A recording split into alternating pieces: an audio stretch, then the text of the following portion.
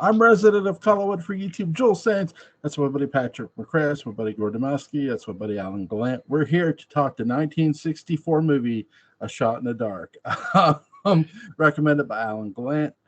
Alan, buddy, why'd you recommend this? I just thought it was a really good sort of watershed comedy movie, especially particularly in the career of both Blake Edwards and Peter Sellers. It really sort of crystallizes a lot of the things that Peter Sellers became known for internationally after having, well, I mean, he already had a fairly long career both in Britain and internationally, but the role of Clouseau was sort of something that he was known for by even people that weren't aficionados of his other work. So, yeah. And it's a heck of a it's a heck of a foray in terms of its historical value as a comedy film, and as I said before, the professional development of several of the people involved. So, what's your favorite movie with him in it? Interestingly enough, I think I've been most affected by Being There, because it was such a different piece for him, and it was kind of a life work for him. It was something that he wanted to do so badly for so many years, and finally got the rights to the story, and the whole thing kind of fell together towards the end of his life. And it's a brilliant performance, very understated and really really good performance. That doesn't take away from his brilliant work as a comic actor. He is very. I think the reason that Blake Edwards became really impressed with him, well, besides the fact that he stole so many scenes from the Pink Panther, which he did as a comic foil, but that his improvisational skills on the sets were also highly developed.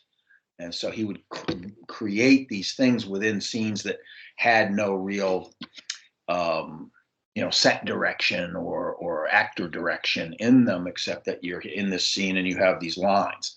And he would then do things like, one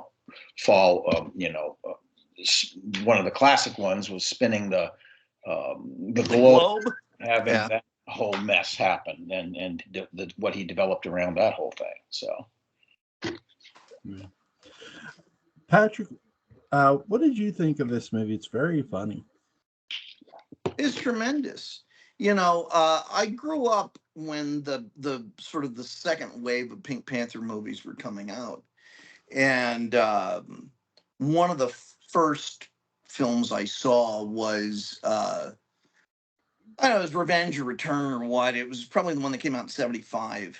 And I just had never laughed harder. It was something that transcended even, my youth, that just this figure of ridiculousness. I had none of the cultural literacy to, know why the French can be funny in this way or anything like that. But he was just this amazing figure.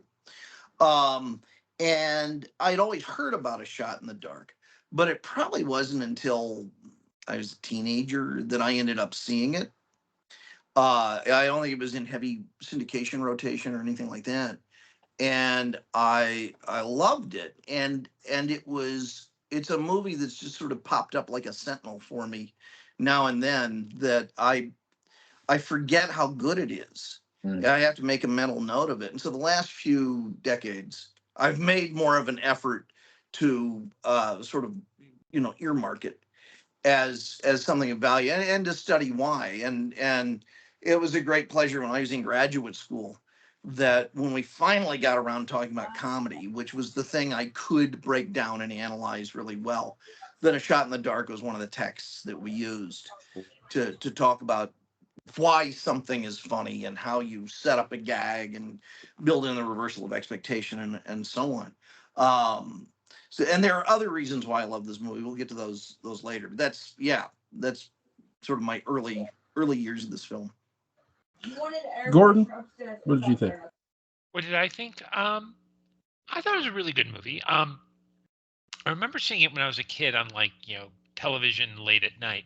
But I never really connected with it because it was more like, okay, here are the goofy parts, and there's a lot of stuff that I was like, really.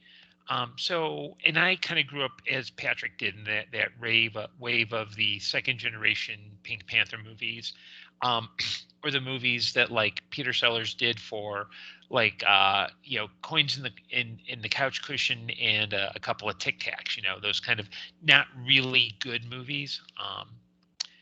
But no, it's a great work of not just of Peter Sellers, but it's a really great farce because everything is split second timing. It's one of those movies that's easy to get horribly wrong, and it doesn't. Everything is just so right and goes off perfectly that it's a real gem. The timing of Peter Sellers turning around to make one last point and shoving his finger through the glass door is I think an example of that. And it just has such perfection to it. It's almost Newtonian in its purity. Well, I think what makes him different than other slapstick artists, because it is, I mean, the physical comedy would fall under that, is his intention, the way that he expresses the intention, which is, again, in opposition to what ends up happening. Aha, smash, bang, it's kind of that. He tries to be suave. He tries to be an intellect. He tries to be in charge, and all these gestures that he does. He doesn't let it throw him. No, but it's that tiny flicker of recognition that this didn't quite go the way I wanted to. Right. When he's sucking the ink out of the pen. Yeah, the recovery. And yeah. What I really enjoyed most of this movie, other than the comedy, was the camera work of the opening shot of the house. I thought that was really cool and different, where they're showing people coming up the steps, sneaking around, going out of the house, in the house, up the steps, through the doors. And I love how the opening murder takes place, because that's one of the most fun sequences about this movie from my perspective. I love the murder sequences in this comedy. They're just the way they do them, because you don't see the gardener get killed. The guy that's trimming the hedges, his body's just laying there. And I love that. It's very sort of 80s slasher style in a way. It's not as much blood, but let's just leave a dead body here, which is just great. Right, which makes it absurd and funny in a lot of ways. I mean, the opening sequence that you were talking about it also is designed to confuse the onlooker. It's like, what's going on here? Holy crap! It's because the slamming doors, like there is in a Feydeau farce. All this sort of thing is happening that maintains that idea of comic intention, even though it ends with this gunshot, kind of thing. Yeah. It was really cool to see all those people in that house too during that opening sequence, because that's what made it fun. It's like you're sort of trying to follow what's going on with the different people. Like, okay, why are all these people? Because again, I had never seen this movie until today. It's like, okay, why are all these people going in and out of these rooms, out of this house? Somebody owns this house, obviously. That was my first deduction. And then a murder takes place. And then Inspector Clouseau, Peter Sellers, he's on the job, and things are about to get really interesting. So here's my question for you guys: What did you guys think of the nice big house they used here? It is the perfect refined setting. It is it has just enough French opulence to give you just a little bit of rococo, but it is straight enough as a setting, and in the right sense, staid and boring enough as a setting that it lets Clouseau bounce off of it as the anomaly. It's like the paint job in the hallway outside his office, which is very studied in its filthy yet immaculate grayness. Yeah. And of course you have to have that. It's utterly real. And that's the context. You can't have anything too over the top. And that's tough to do when you're dealing with that level of wealth. But that's why you cast somebody like George Sanders. He's established wealth. He's not nouveau riche. Yeah.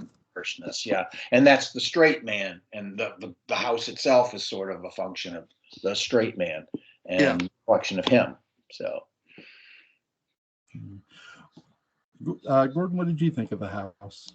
I thought it was a perfectly good house. I mean, I kind of figure when I'm seeing a movie, I don't go, oh yeah, that's a wonderful house. I mean, but I think too,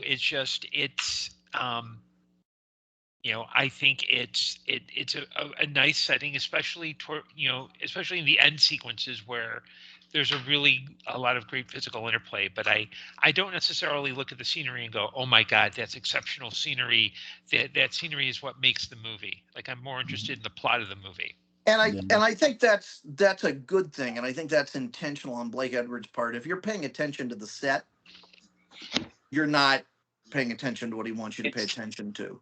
It's functional and both physically and in its tone, but you don't have to over analyze that because of what's happening inside of it is what the essential focus should be. So. Here's a question for you guys. Peter Sellers, who was not a comedian, he was an actor. Why was Peter Sellers able to be so funny? Maybe more so than most comedians tend to be. I think I can answer this, and I think I speak for Patrick and Alan. The reason why Peter Sellers was so funny is because he was a comedian. His first role was on a radio show called The Goon Show. Yeah. And Joel, look at me. I want you. You need to hear this. The Goon Show was a comedy show. Comedy show. Look, Joel, just Google the phrase "gooning" and look at the expressions. I believe you. That you'll see, and you'll have a wonderful night. Yeah, it's not that Sellers was an actor who could do comedy. He was a comedian who could act. Yeah. He was a writer of comedy as well. I mean, they all were on the Goon Show. They wrote sketch comedies, and they developed their own characters. And it was an incredibly popular show in the 1950s on Spike Milligan. Yes. Who you can see. Yeah. Well, it was a popular show in Great Britain. It wasn't well known in the United States until much later. Joel, do you remember when we watched Three Musketeers, the real one with Michael York? Yeah. I'm teasing you. But the one with Michael York, it's my favorite version. Do you remember Raquel Welch's husband? Who's the guy who's trying to assemble the gun and it keeps falling apart when they come, like the little old man that she's married to. Yeah. That's Spike Milligan. Oh, cool. Lord de Winter. Pardon? Yeah.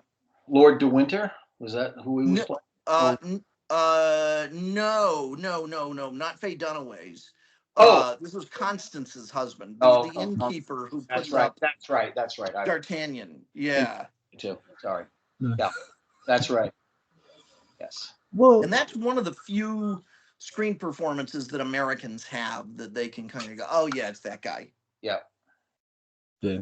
I know in this, like here in America, we do get, like when I was growing up, we would get British shows to our television, mostly on PBS though. So where I live, sorry. I don't know why specifically PBS. So so here's my next question. I love how Peter Sellers' character gets arrested a bunch of times. Hey, you got a license to sell those bullets? Yes. It's a good running gag. Just, Clouseau fucks up again. Yeah. And to me, the horn, to me, that's about Blake Edwards and William Peter Blatty sitting around talking about how silly the French police siren horns were. That and an excuse to have that as this sort of sonic callback. Right. It makes it even sillier and less. It makes being arrested really undignified. You know what's going to happen as soon as you hear that noise. It's just like, it calls forth the same. Yeah. Yeah. What's a scene that you guys really enjoy most? Your favorite scene, so to speak? I mean, there's so many, but anything with Herbert Lom is just instant magic.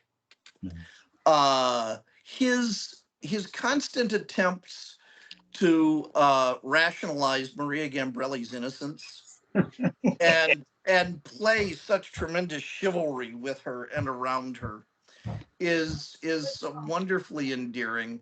But the nudist colony sequence, I think, is the real jewel in the crown of this. Mm-hmm.